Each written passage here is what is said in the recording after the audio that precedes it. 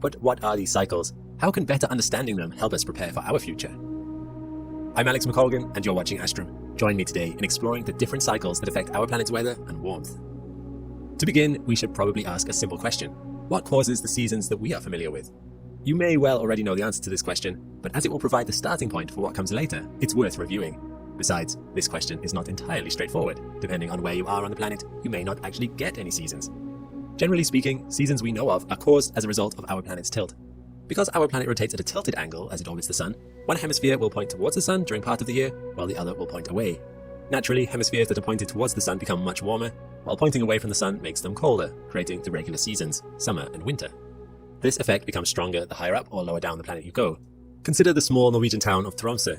Because of its higher altitude, Tromsø isn't just pointed more towards the sun. The tilt of the Earth is such that from its perspective, the sun never sets for months in summer and never rises for a few months in winter. Naturally, this produces quite the seasonal variance. But this effect lessens the closer to the equator you get. There, the tilt of the Earth doesn't really change how close or far away from the sun the area is, and as such, the Earth doesn't notice much temperature variation. It's all just a question of how close you are to the sun. However, did you know that the tilt of the Earth isn't static? Nor is it the only thing about the planet's orbit that influences how warm or cold we are. Imagine for a second the model you are familiar with, of the Earth orbiting the sun in a nice circle, flat to the plane of the solar system. In this model, we circle the sun because of the sun's gravity. This model is too basic. In reality, the sun is not the only source of gravity pulling at us, although it is the biggest. Many of the planets pull and tug at us, particularly large ones like Jupiter, which has a mass 318 times the size of our own planet, or Saturn, which is 95 times. And we, in turn, pull on them. As planets all rotate at different speeds around the sun, this constant pulling and releasing creates a delicate dance, far more complicated than a simple circle. This interplay of increasing and lessening gravity has many different effects on our angle of tilt, our orbit, and even the plane in which they occur. Broadly speaking, these variables have stabilized into cycles. These cycles were first described effectively by Serbian geophysicist and astronomer Milutin Milankovic in 1920, and thus were called Milankovic cycles. The first such cycle I want to look at is the changing shape of our orbit. Over the course of a 100,000-year period, the Earth's orbit around the sun becomes more and then less elliptical. Naturally, if our orbit is closer to that of a circle, our distance from the sun remains relatively consistent, and we get about the same amount of sunlight all year round. However, once our orbit becomes elliptical, there are parts of the year where we are further from the sun and thus colder, and parts where we're closer and warmer. As it happens, the perihelion of the Earth's orbit, or the bit where we're closest to the sun, happens roughly on January 3rd, while the aphelion, or the bit where we're furthest away, happens on roughly July 4th. I'm recording this in the UK, which means for my hemisphere, January is winter. So for me, this is quite nice. Although we are in a phase right now where this cycle of the Earth's orbit is more circular than it is elliptical, we still experience a 7% difference in the amount of sunlight we receive in January compared to July. This sunlight difference means that my northern hemisphere's winters are warmer, while our summers are milder. In the southern hemisphere, the reverse is true. Because they're experiencing summer during this warmer phase, their summers become even warmer, winters become colder. And that's just at this stage of the 100,000-year Milankovic cycle. As the Earth's orbit becomes more elliptical, that 7% sunlight difference turns into a 23% difference, quite significant. You might think this seems overall a little unfair on the southern hemisphere. The northern hemisphere benefits from this cycle stabilizing its seasons, while the cycle makes the southern hemisphere seasons more extreme. Don't worry though, as another cycle is at play to bring things full circle. This current seasonal rotation happens because the Earth's tilt is consistent as it orbits, except it isn't consistent. Little by little, the angle the Earth's axis is rotating along is changing too. It moves as if it were drawing a circle on the sky above it, in a cycle that lasts 26,000 years. One upshot of this is that while our axis is currently pointing at the North Star, or Polaris, this will eventually no longer be the case. Over time, it will point at different stars, before eventually circling back to point at Polaris again.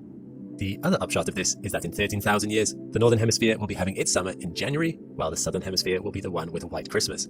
So, then it will be us experiencing a more profound seasonal variation. While harsher winters are unpleasant, they're not what I promised. I started this video by describing seasons that lasted years.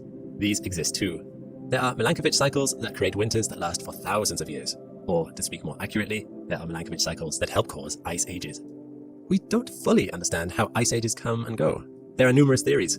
However, it must be noted that some of the 100,000-year spans of ice ages line up extremely well with the 100,000-year Milankovic cycles. For instance, there is a cycle whereby the plane on which the Earth rotates around the Sun rises and falls over the course of 100,000 years.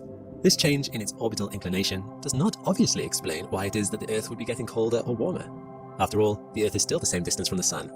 However, it lines up so perfectly with the time periods ice ages were occurring at over the last 800,000 years that scientists conclude that there must be a connection. Perhaps cosmic dust lying in the plane of Earth's orbit blocks out some sunlight when we are at one inclination, but is not in the way when we are at another. This could go some way toward explaining the occurrence of ice ages during these time periods. Whatever the case, there is at least one other cycle that influences the arrival of ice ages on Earth, and this might perhaps be the most important for us today. It is the tilt of Earth's rotation. I already mentioned that this axis of tilt rotates around the planet, but it also changes the angle at which it does this.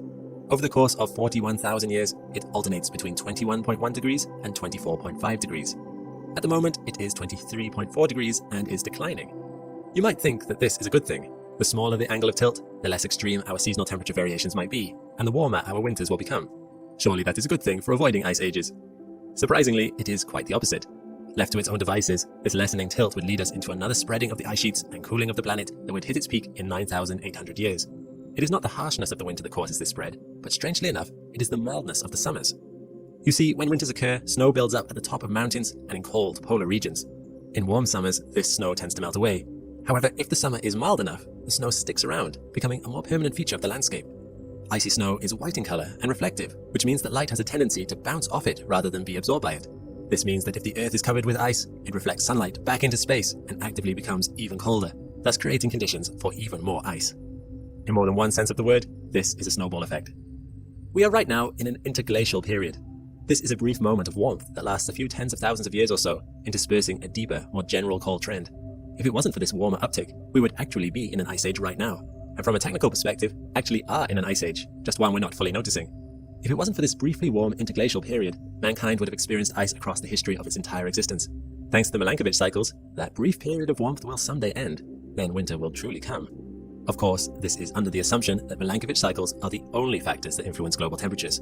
And while broad trends lasting 100,000 years and interspersing upticks every 41,000 years are indeed demonstrable and consistent in parts of fossil record, the location and orientation of our planet are not the only thing that matters. CO2 and methane levels in the atmosphere are also driving forces behind global temperature fluctuations. And if we're not careful, just as an ice age can build up with a snowball effect, stripping away of ice can happen in the same way, but in reverse. Less ice means less reflection of sunlight, making things overall warmer, which leads to less ice. Still, if Milankovitch cycles are the only factor in action, we are in for a cold future. The Milankovitch cycles affecting the planet currently are mostly working to stabilize the system, leaving us in a temperate, relatively even temperature zone. However, there will come a time when they will make temperatures, hot and cold, more extreme. We would do well to keep these cycles in mind. Milankovitch cycles are in it for the long haul. Winter might not be coming for a long time, but one day our planet will face winter again.